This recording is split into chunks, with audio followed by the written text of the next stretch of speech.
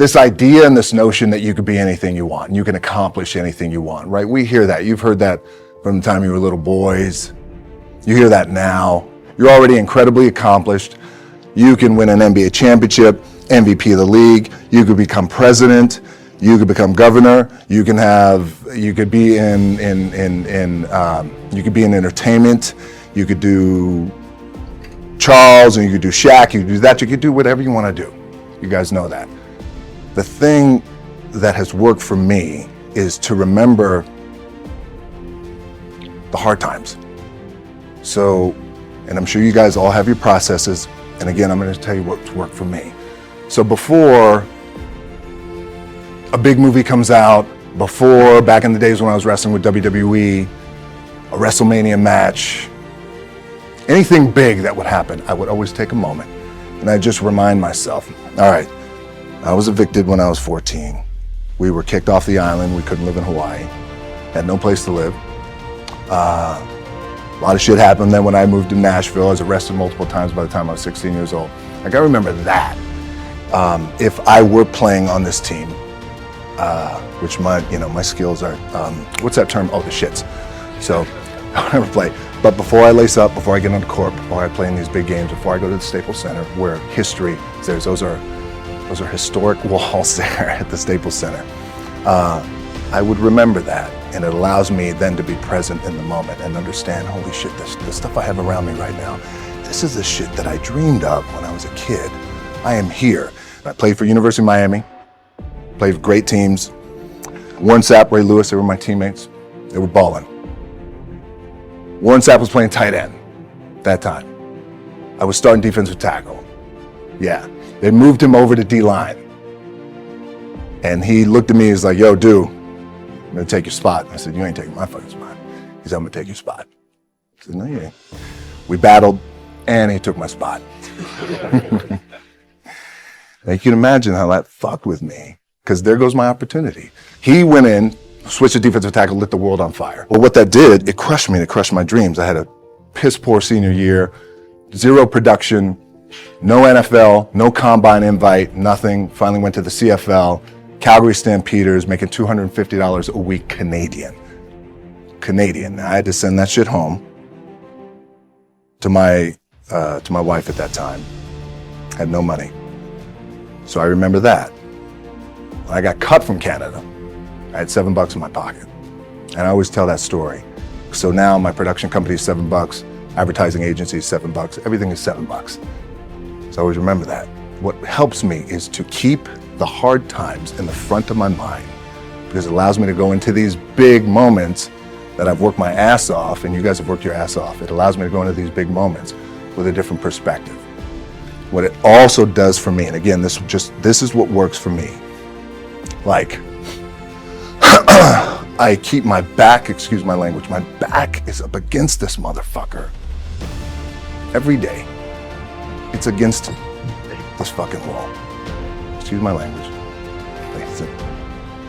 But it's up against this motherfucker because it's what I believe in. And when my back is against this motherfucker, then there's nowhere to go. But that way. That's it. So I feel like this could be something, an ideology and mindset that could help you, if you look at it that way. Because you made it already. We made it. We're successful boys, and we're lucky boys to be where we're at. Oh, you guys made it. Everybody's rich in the room. Nobody's gonna get evicted anymore. Anything you got, there's no more money problems, right? You got a lot of hands out now. Hey, can I get a little bit? Can I get a little bit? Right, that happens. But when you make it, for me, I need this. I need this. So every day, my back is up against this motherfucker, and this is how I operate. Now, doesn't mean you don't smile, doesn't mean you don't laugh and joke, right? You're happy, I'm a happy guy. But when it comes to business, and when it comes to executing, it's up against this. And I gotta go that way. And I don't give a fuck who is in front of me. They're not gonna stop me. I feel like for me, it feels seamless because you prepared for so long, but it's just like you guys prepping for a game. That's the fun part. that's where it's like, fuck, it's fun, man. People are paying their hard-earned dollars to come see you. They're cheering, they're going bananas, they're booing the shit out of you or on the road. That's fun. That's what you live for. I mean, that's the juice right there. The prep is where the character's made. And I just don't mean the character I play, I mean the character in here.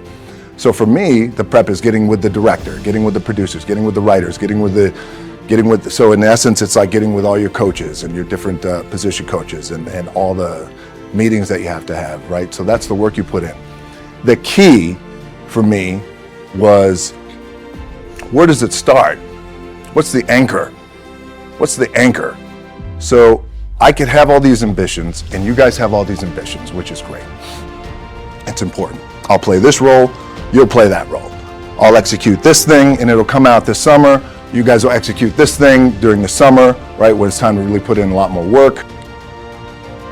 But the key with me is just always finding what the anchor is. And the fucking anchor is getting up at 4 o'clock in the morning every day before anybody else and grounding my thought process is in the no one will outwork me. No one. I love and I respect you guys. Motherfuckers won't outwork me. All starts with this. 2 hands, putting it to work. The anchor for me has always been the work in terms of the weight room training.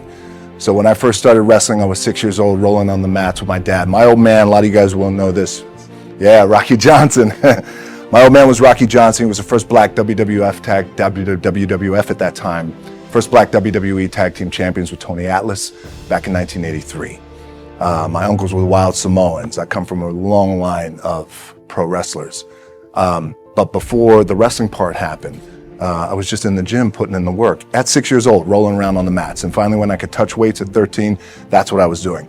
But the weight part for me and the gym part has always been, has to be the anchor. Look, at the end of the day, like again, it's the kind of stuff that I talked about at top is I have to hold on to my dad in his pickup truck came down 4 o'clock in the morning, picked me up in Miami from Tampa. We lived in a little shitty apartment in Tampa. He drove down in his little pickup truck to Miami to get me when I was cut from the CFL. I was driving up I-75. I don't know if you guys are from Florida. Any of you guys, if you know, it's I-75. It's like, especially down in Florida, Alligator Alley. I'll never forget it. It's 4 o'clock in the morning. And I thought, well, fuck. I leave home like you guys left home. I'm ready to tackle the world, to get after it, achieve my dreams and goals. Fucking crushed by 22, 23 years old. Now I got to move back in with my mom and dad. I played on great teams though. Wait a second, this is not supposed to be my future. I'm supposed to be in the NFL right now. I'm supposed to be making a lot of coin and buying my parents shit, buying me shit, taking care of my wife, but it never happened. So I pulled out my wallet. I thought, well, let me see how much money I have. I opened it up. I had a 5, a 1, and change. I'm not fucking around, and well, at least I rounded up to $7. But I thought, God, ain't this a bitch? I got $7 in my pocket. Where the fuck do I go now? What do I do? I can't go back to CFL because the point comes where you hear that voice, big run's over. Like, you're done, right? So I heard that voice. So as Coach was saying, man, I hold on to that shit. I'm telling you, my back is up against this motherfucker. We laugh, we joke, we have a good time. Press is always fun to do. Sometimes you got to make it fun. That's another thing. You got to do your best to make press fun if you can. But my back is still up against this motherfucker. I do not forget it. What this also helps me do, and again, it works for me, is at some point, you got to be fucking tired of not being number one. You have to be, and you got to fucking play angry. And I play angry. Now, I'm cool and calm with my approach. And when I step out on my field, which is a set or, like, there's some, and you're always going to have haters, and haters are like, well, God damn, man, how many movies are you going to make, or how much shit are you going to do? Like, you do a lot of shit. I say, yes, because my ambition. Of course, why not? I could do it. Yeah, I love what I do.